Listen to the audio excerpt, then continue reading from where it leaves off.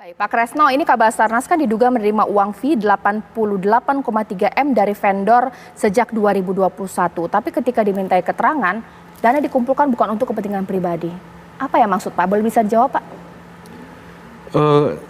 Saya tahunya juga dari media, jadi saya nggak bisa komentar banyak terkait dengan jumlah uang dan sebagainya. Yang di media juga bahwa yang ketika OTT itu kan 1 miliar kurang dikit yang itu. Tapi untuk besarannya dan uang itu untuk apa, saya tidak tahu. Tapi nanti ketika kasus itu dilimpahkan ke Puspom TNI, saya kira akan didalami dan akan ketahuan sebetulnya besaran proyeknya berapa, nilai proyeknya berapa, terus kemudian ada fee atau apa, itu saya kira nanti akan ketemu ketika sudah ada pendalaman. Sewaktu gelar perkara dan ekspos bersama, bukti-bukti apa sih yang diserahkan kepada pihak Puspom dan juga TNI terkait Kabasarnas dan juga Korsmin? Itu yang terus terang kita dari Mabes TNI, dari Puspom tidak tahu persis. Tidak tahu persis? Iya, tidak tahu persis. Oke. Karena memang sepertinya proses di KPK itu kan agak rahasia dan sebagainya begitu kan. Oke. Di dalam informasi yang kita terima, pas kita menyampaikan bahwa kalau terkait dengan TNI, dengan prajurit, itu lebih baik kemudian dipublikasikan bersama, didalami bersama dulu gitu. Lazim tidak sih Pak Abraham Samad, ekspos dan juga gelar perkara, militer tidak tahu bukti-buktinya apa saja? Saya ingin katakan begini, biasanya ini kan kita sudah ada koordinasi ya. Ada MOU dan lain sebagainya. Biasanya kalau misalnya ada keterlibatan pihak TNI atau dulu misalnya ada, kalau kita jaksa itu kita melibatkan teman-teman dari kejaksaan. Kalau misalnya ada oknum jaksa yang terlibat, kita melibatkan teman-teman kejaksaan. Begitu pula misalnya TNI, kita melibatkan di dalam ekspos perkara ya. Nah, kemudian di dalam ekspos perkara lah itu hadir semua penyidik maupun calon penuntut plus pimpinan KPK. Dan di dalam ekspos perkara itu akan diputuskan hal-hal yang strategis. Apa itu hal-hal yang strategis? Misalnya siapa yang akan jadi tersangka. Itu akan diputuskan di dalam ekspos perkara. Karena keputusan ini adalah keputusan yang sifatnya strategis, maka sifatnya kolektif kolegial oleh pimpinan KPK. Jadi dia mengikat oleh seluruh pimpinan KPK. Misalnya pada saat itu ada 3 orang pimpinan KPK berada di luar kantor, maka dia tetap dilibatkan di dalam ekspos perkara itu melalui jaringan teknologi. Misalnya telepon, Zoom, dan lain sebagainya. Sehingga dia bisa mengikuti. Dan setelah mengikuti maka diambillah satu keputusan. Keputusan itu mengikat. Itu yang disebut kolektif kolegial. Jadi kalau ada satu pimpinan mengatakan, wah anak buah hilap, saya tidak tahu. Ini yang menurut saya tidak bertanggung jawab. Karena sifatnya itu tadi kolektif kolegial. Makanya saya lihat ini ada sesuatu yang nggak beres ya. Misalnya kok tiba-tiba yang dipersalahkan direktur penyidikan dan direktur yang mundur. Seharusnya yang mundur itu bukan direktur penyidikan. Pimpinan KPK-nya itu harus tahu diri. Karena apa yang dia lakukan itu sebenarnya sudah melanggar. Tapi menurut Pak Abraham Samad, sudah tepat tidak bahwa kasus ini pada akhirnya diambil alih oleh militer sepenuhnya?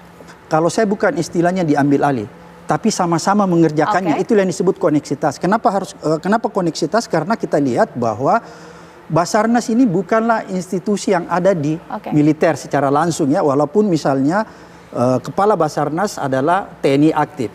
Kemudian yang kedua, masalah korupsi itu adalah korupsi yang berkaitan pengadaan yang bukan pengadaan yang kepentingan militer, tapi pengadaan yang sifatnya kepentingan Pak Kresno, sipil. Sepakat tidak karena Basarnas ini adalah kepentingan publik banyak sehingga pihak KPK pun turut bersama-sama mengawal kasus ini? Ataukah beda karena pakai undang-undang objeknya militer, sepenuhnya militer? Seperti apa? Jadi saya tadi juga sudah mengatakan bahwa sebetulnya sudah ada banyak jurisprudensi atau pengalaman ya.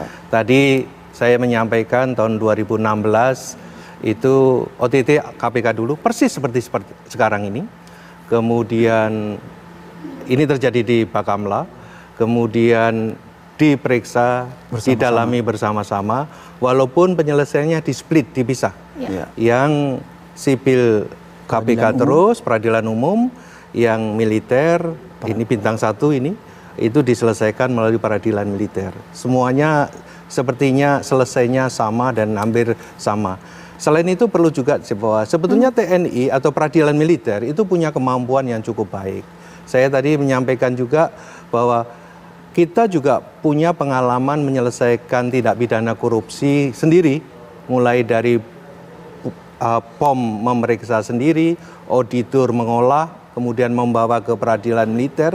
Sebagai contohnya adalah ada kejadian di korupsi di Kementerian Pertahanan, itu hukumannya sampai PK itu adalah seumur hidup. Kalau sejarahnya tindak pidana korupsi yang dihukum seumur hidup dan ingkrah itu baru 2. Yang satu adalah yang ada di Mahkamah Konstitusi, yang satu adalah yang dilakukan oleh peradilan militer.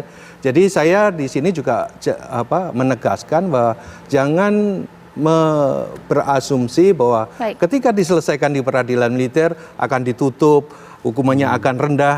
Enggak, justru sangat berat. Karena kita lebih berat justru. Ini hanya saya menekankan. Pak Kresno, boleh diluruskan, KPK sudah menetapkan untuk 2 prajurit militer ini tersangka. Kalau sekarang, karena statusnya sekarang sudah diambil alih oleh militer, seperti apa?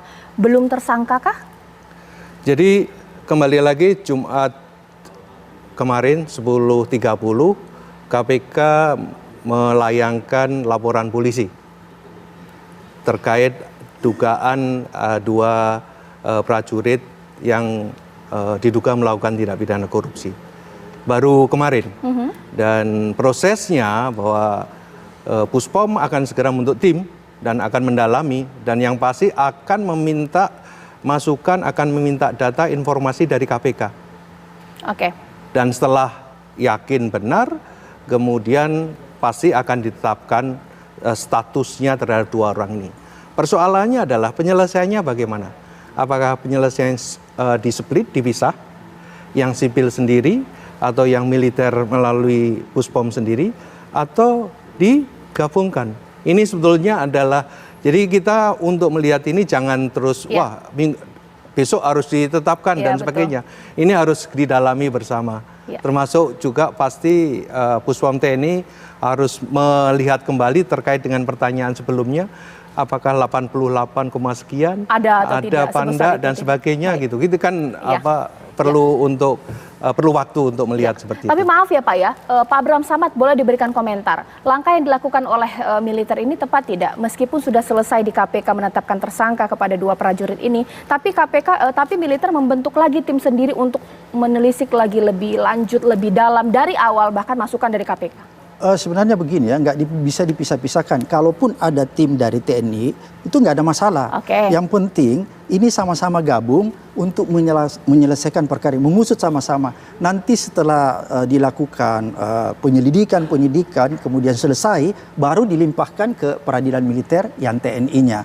Kemudian yang sipilnya masuk di peradilan umum. Sebenarnya begitu mekanismenya, dan itu sudah berlangsung sejak tahun 2016. Sudah ada contoh. Yang bikin gaduh ini pimpinan KPK sebenarnya ya. Sebenarnya bikin gaduh itu aja pimpinan KPK.